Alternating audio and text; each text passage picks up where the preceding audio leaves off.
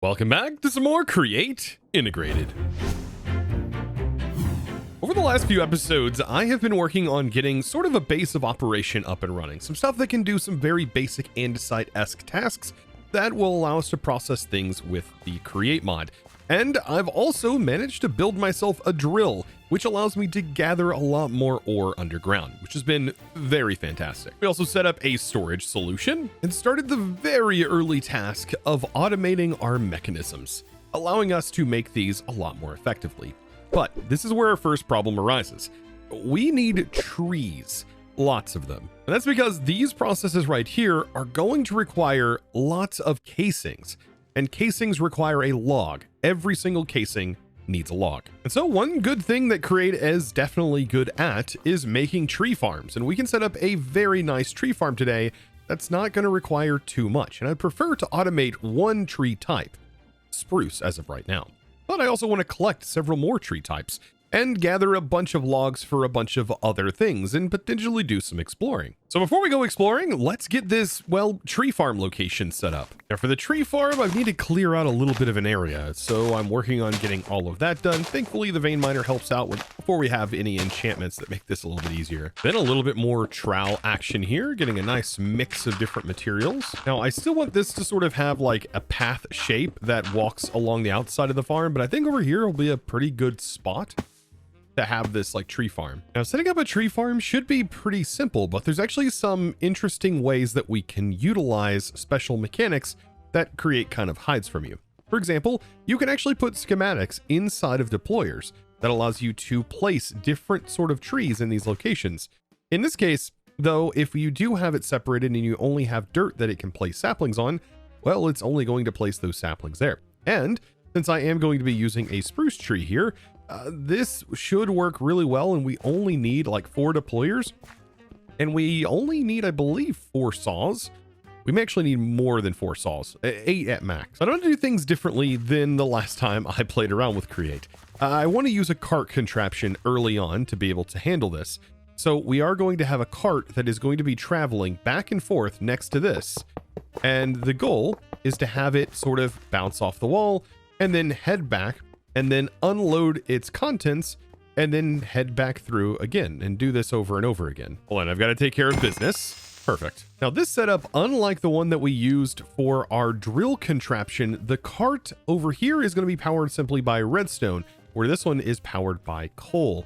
So we're just going to use a normal minecart for this. Now, if we place this in and we start assembling a minecart, I do want to make sure that this is going to lock rotation. We do not want this turning around whenever it comes back.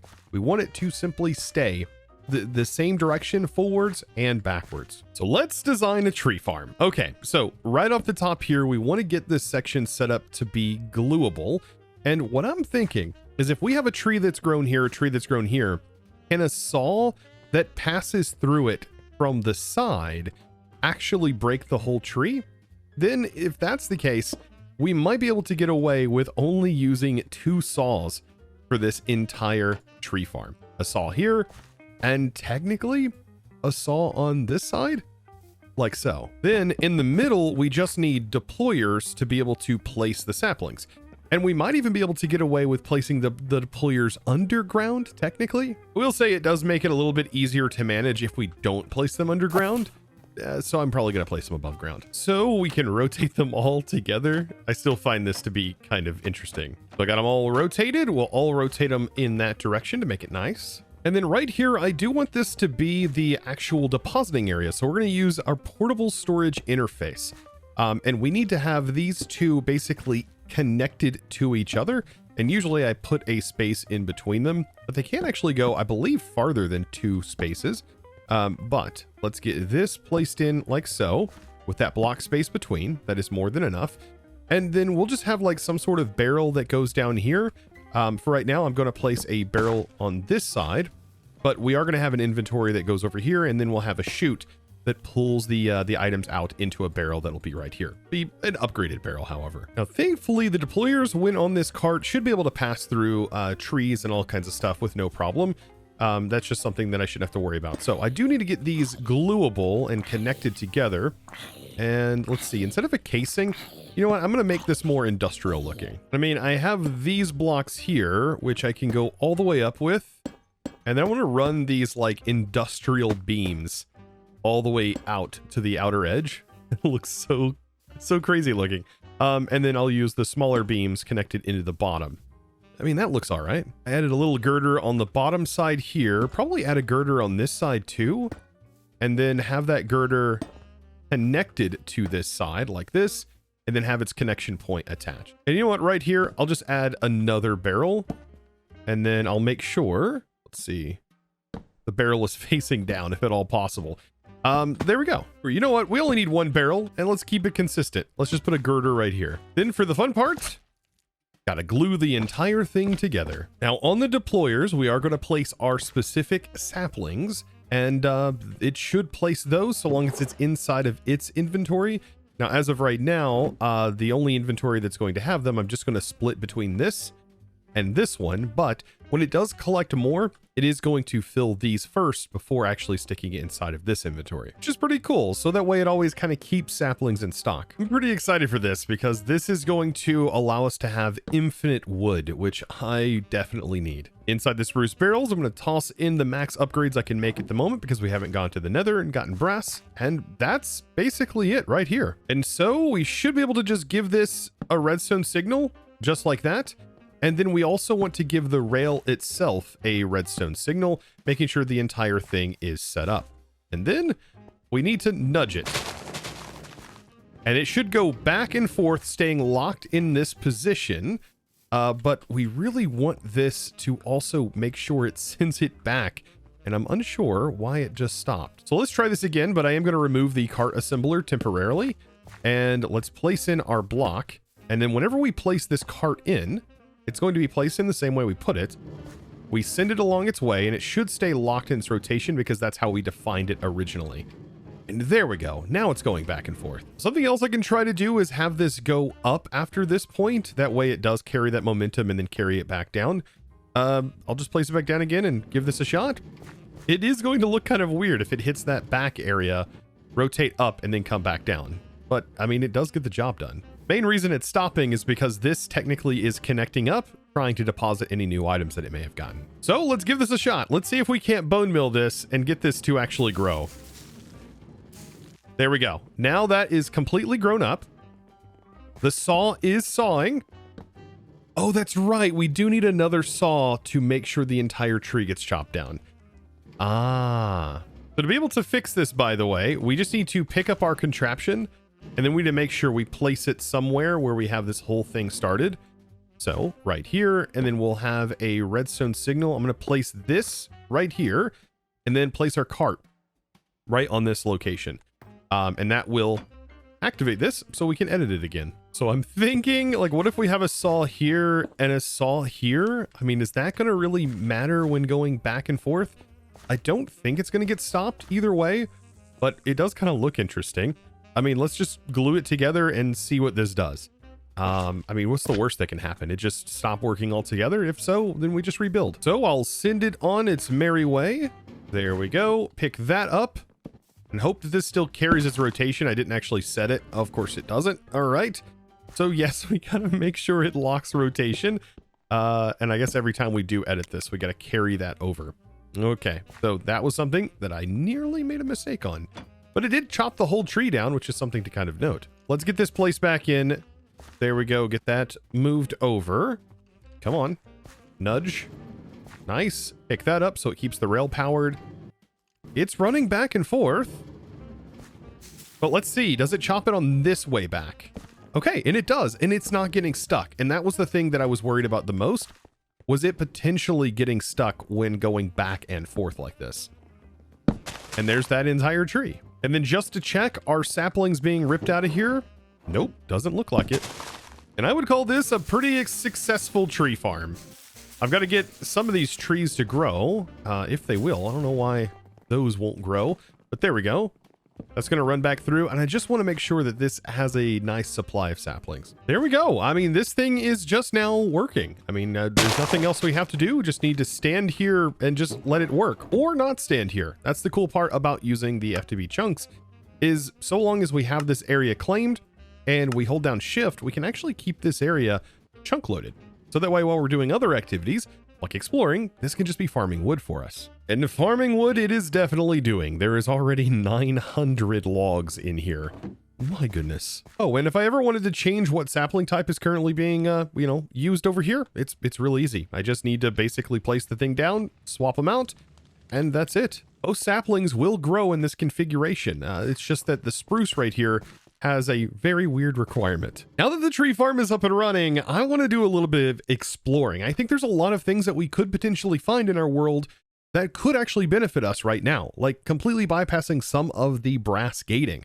And I think this would be a really good time to potentially fly. To be able to fly, we have immersive aircraft in here. Now, I can't make all of the aircraft just yet, as it's going to require us to do a little bit of work to be able to get those things. But what we can make right now is manual flight. That's right, the gyrodyne. And the gyrodyne is pretty straightforward. We need a little bit of wool, actually. So we are going to have to go out and gather some wool. We are going to need some holes, specifically 2 holes. But the main thing is going to be getting enough wool. So now I'm on the hunt. I've got to shear enough sheep to get me about 32 wool, I think. No, 16 wool, right? I think so. We need 4 cells. Each of the cells requires 8, and then you get 2 per. So yeah, that would be 16, 32. Divide that by 2. Yeah, I did the math. 16. And perfect. Now, by the way, I almost forgot to mention, I will have a schematic for this. You can find it over on the Discord, and it is going to be in my schematics channel. It's access available to everybody, so have a blast. Download it and put it in your own world. Also, I'm kind of glad I grabbed some extra wool, because I just realized to be able to make the wind cell frame, you need a wind cell. So in total, I believe this is going to be 34, and then 4 of these are going to be converted into the frames, and then we just need to surround the frames. Almost needed 18 of those bad boys. Okay, and that, I believe, is it for the gyrodyne.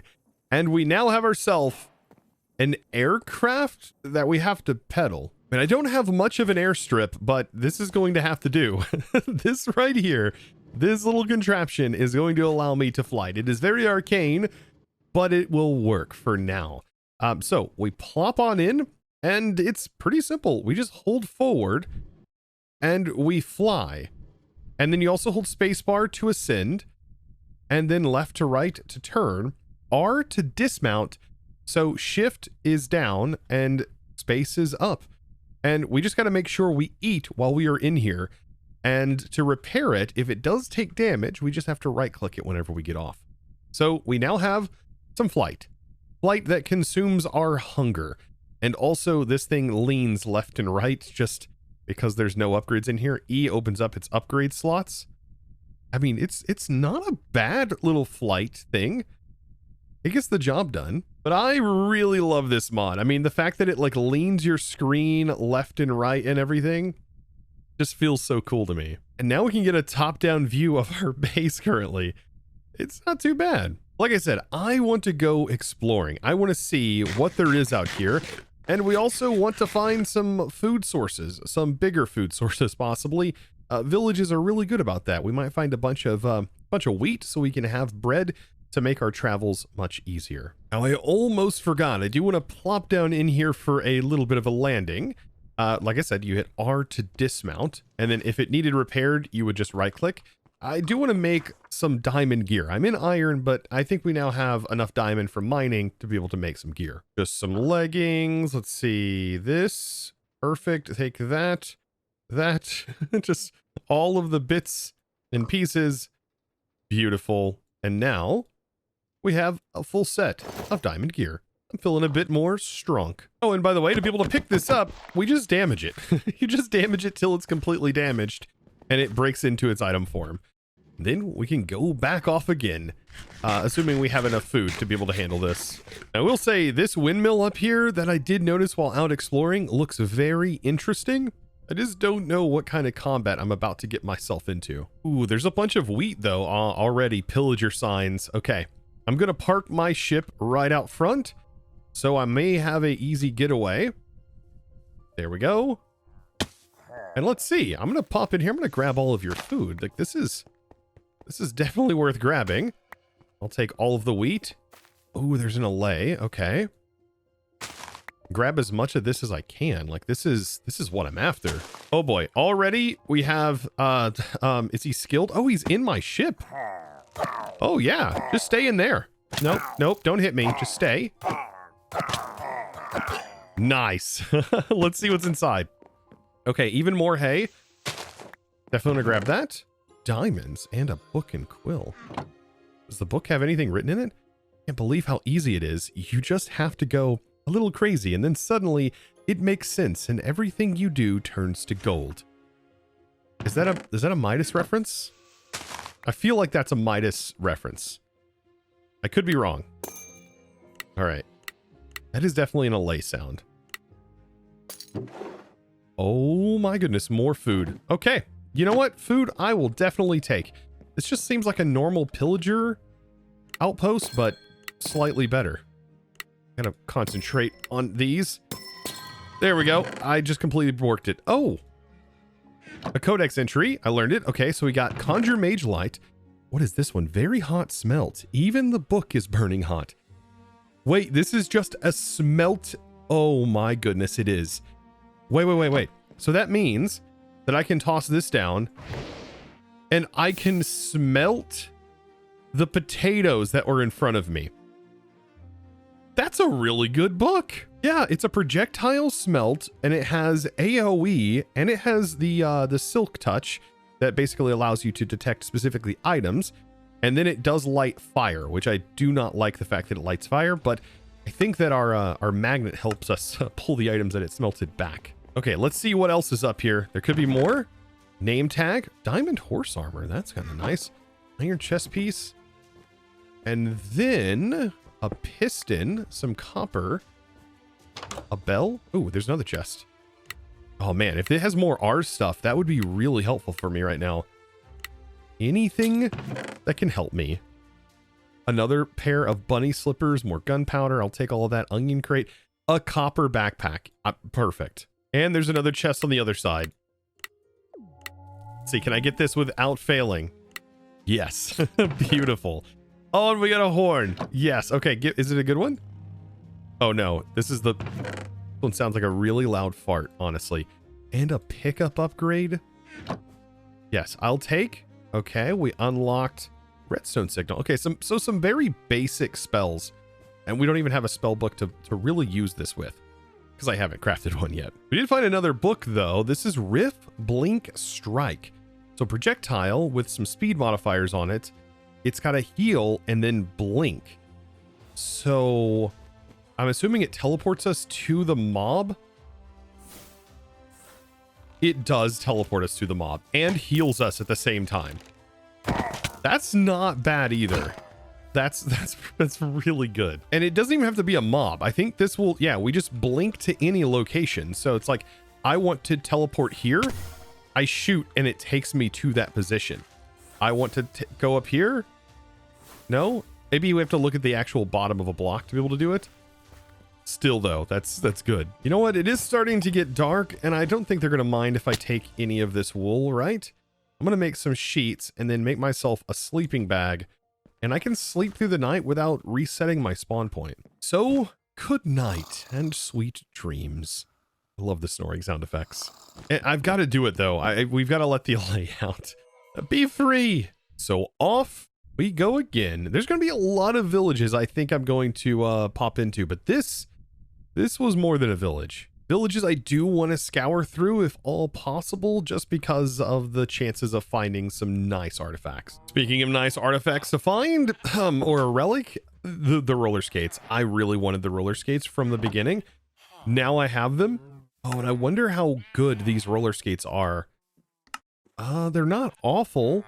But I mean, them combined with the running shoes, this allows us to get like a step up effect. And then combined with the running shoes has got to add a tremendous amount of speed. That's so good. Oh my goodness. This is way faster than a horse. The only downside to these shoes though is the fact that it's like you're walking on ice. It's a weird feeling. So I'll use them as needed. I just want to continue to head north, see if I see any wood that I think would look really nice, because I really want to start building some stuff. I love this. I just looted an infinity ham. So as far as food goes, I think we're good. Oh no, raining. I think this one is also really easy to do, right? It's just a few connections here. Yeah, I think it's more like this, centered from the middle. It's really, really easy.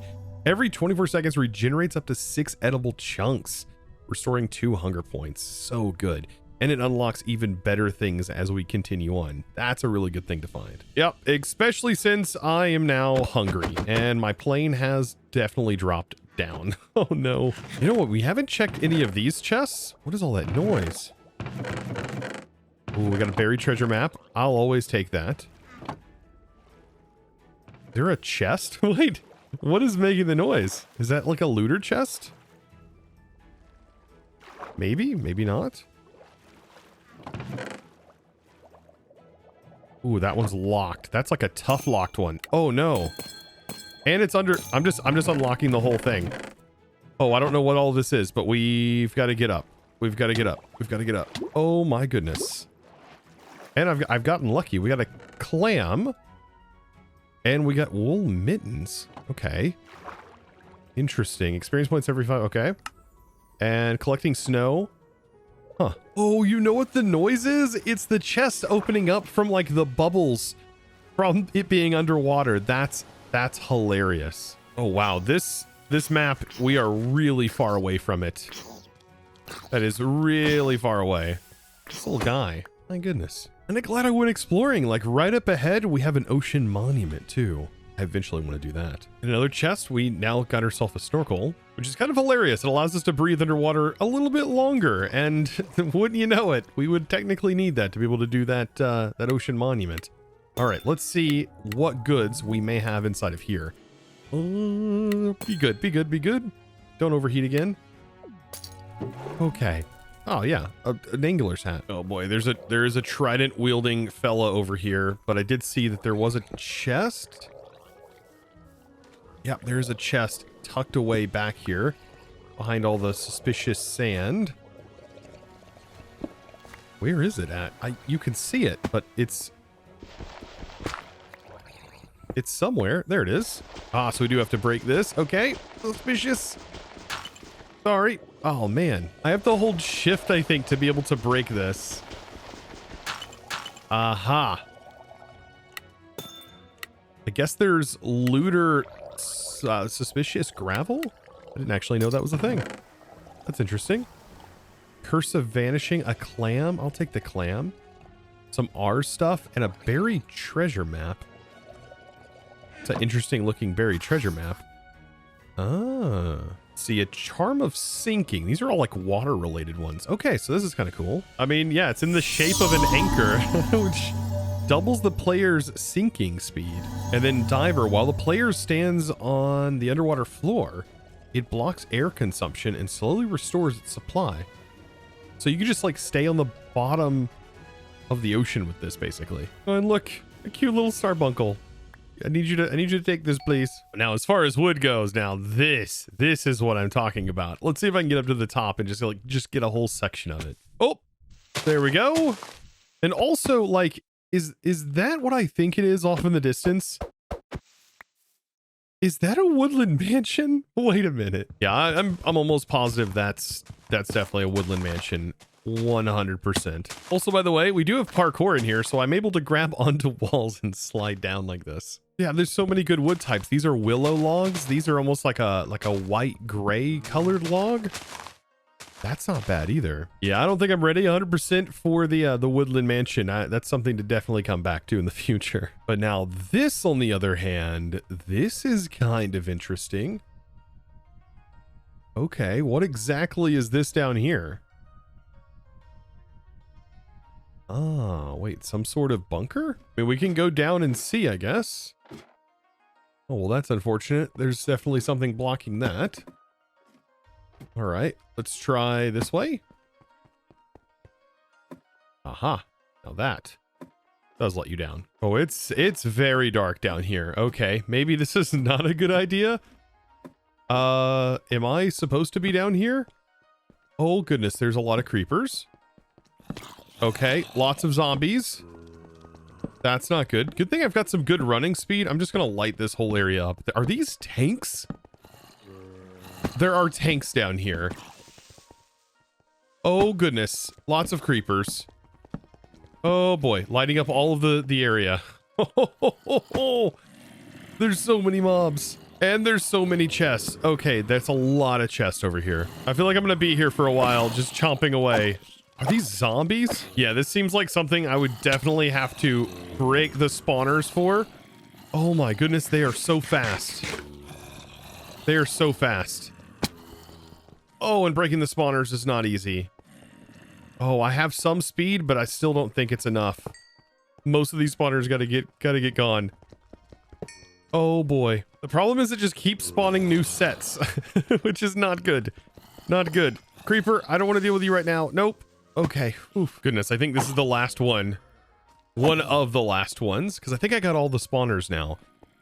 Man, there are so many pistons. All right. There's a lot of loot chests. And a lot of looter chests to unlock. But what's inside here? A mana ring. Okay. Diamonds, gold, skeletons, a bunch of andesite, and copper mechanisms. Oh, this is the bonus. Oh, there's definitely still more spawners. Okay, this is a spawner? There's a spawner up here. Oh no. Okay, yeah, that's definitely a spawner. Oh, this jump is so helpful right now. Yeah, we got to get these broken. Oh no. They're so fast. They're so fast. I think I got most of them cleared out now. Oh, but I am definitely not ready to loot this whole thing. I think we're gonna have to come back next episode and kind of explore this place a bit more. This is wild looking. I am just not fully prepared. I was taking huge hits. Oh, and there's another massive area on the other side. Yep, I am not ready. We've got to get out of here. I mean, but already I came out of there with a mana ring that gives me bonuses to our mana supply and regeneration. Yes, I will take that gladly. Gladly take that. But I think at this point we should probably head back home. My backpacks are pretty full. I've got a lot of wood. And now we have a new place to explore. After that, I definitely need to settle back down. Oof. I have never been so happy to land back home. So nice. And I can't wait till we have a much faster way of traveling. This is still such a slow way to travel. But while we were away adventuring, how much wood did we generate? Ooh, that is nice. And it's good to know that this is running and running well. So I hope you guys are excited for next episode. I want to dive deeper into what that building has to offer. And well, we've got a lot more to progress through. So I hope you guys are ready for that. And if you are, be sure to click that subscribe button if you haven't already. Give this video, guys, a huge thumbs up. And I look forward to seeing you in the next one. And without further ado, it's time to thank the amazing supporter of today's episode. And that amazing thanks, well, that is going to go out to Ruin the Truth. Thank you so much for your amazing support and choosing to support me over on the Discord by becoming a Discord premium member and supporting my content in one of the best ways possible. Thank you so much, you absolute boss. And guys, I'll see you in the next one. And as always, thanks for watching.